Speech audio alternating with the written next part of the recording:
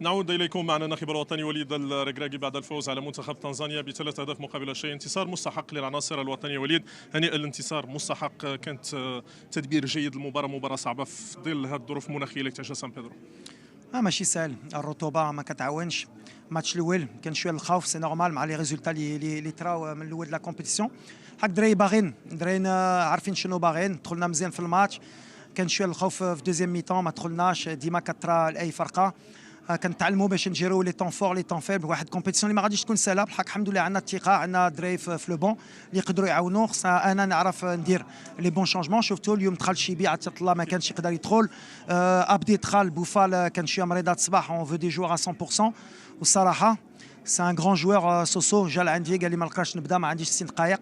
دونك احنا غاديين. عندنا عادلي مسكين، شفتو مع الموت ديال الوالده ديالو الله يرحمه ما كانش موجود. وعندنا الدراري اللي مهميه ندخلوا في هذه لا كومبيتيسيون، نفرحوا الشعب ديالنا وحنا غاديين بالثقه ديالنا ان شاء الله. هذيك لا جيستيون دي فور اليوم كانت ممتازه وليد. كنعرفوا هذيك لا جيستيون دي فور على مدار دقائق المباراه مهمه بالنسبه للمنتخب الوطني. هذه اللي عجبتني. الدراري بداو كيفهموا من الاول. كنهضروا على هذا الشيء، كيفاش نجيروا لي طون فور لي طون فيبل. هذا كليما ولا بغيتي تمشي تبريسي ديما غيصيدوك وما غاديش تكون سهله. خصنا نعرفوا امتى خصنا نمشيو وامتى خصنا نشبروا الكره، امتى ما نبريسيوش. بداو كيتعلموا اليوم داروها. واخا مره بغينا نبريسي وما قدرناش وخلينا دي اسباس. بالحق اون اسبير غراندير افيك لا كومبيتيسيون ان شاء الله. شكرا.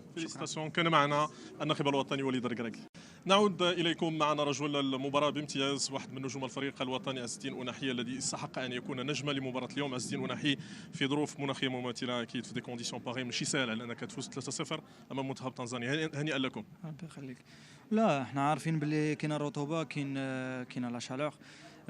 دونك حنا شفنا ماتشات قبل ديال لا كومبيتيسيون اللي استفدنا منهم بزاف ديال الحوايج. خصك تجيري الماتش، خصك تعرف امتى تبريسي امتى ما تبريسيش.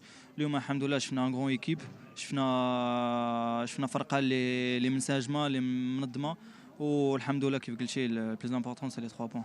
هدف امام بوركينا فاسو تعود اليوم لتقديم اداء مميز امام منتخب تنزانيا. كنقولوا على انه عز الدين أناحي يكبر في المواعيد الكبرى. ماشي هكاك. البليز امبورطون عندنا حنا في ليكيب ناسيونال هو الجروب، كيف تيقولها وليد ديما تيقولها.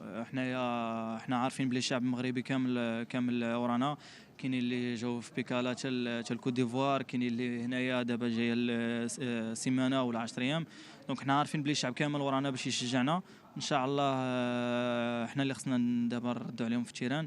و فوالا البليس امبورطون ماتنون سي 3 بوان. ان شاء الله دابا غادي ريكيبيرو مزيان باش نحضروا الماتش الثاني اللي غادي يكون مع الجوج، اللي تكون في واحد لي كونديسيون عاوتاني صعب من اليوم. دونك فوالا الحمد لله لي 3 بوان، وان شاء الله غادي نبريباري ان شاء الله. تبارك الله عليك عز الدين أناحي. كان معنا عز الدين أناحي افضل لاعب في مباراه اليوم امام منتخب تنزانيا. اليوم قاد المجموعه لتحقيق الانتصار. رومان, tout d'abord félicitations. C'était pas évident dans des conditions pareilles de ramener les 3 points aujourd'hui devant la Tanzanie. Ouais, on savait que ça allait être compliqué. On l'a vu depuis le début de la compétition.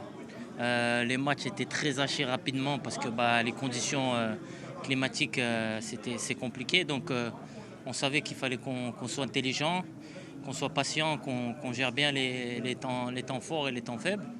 Et c'est ce qu'on a plutôt bien fait. Alhamdoulilah, on est content, on prend les 3 points, on met 3 buts, on garde le clean sheet, très important, de rester solide. Et voilà, on va monter en puissance et c'était important de gagner ce premier match. Bien évidemment, l'objectif c'est d'amener cette équipe nationale pour amener cette Coupe d'Afrique des Nations, la deuxième Coupe d'Afrique après celle de 1976. Ah, bien sûr, on a des objectifs qui sont très élevés. Voilà, comme je l'ai dit, on sait la responsabilité qu'on a. Donc voilà, maintenant c'est important de se concentrer sur la phase de poule, de se qualifier le plus vite possible et d'aller chercher la première place.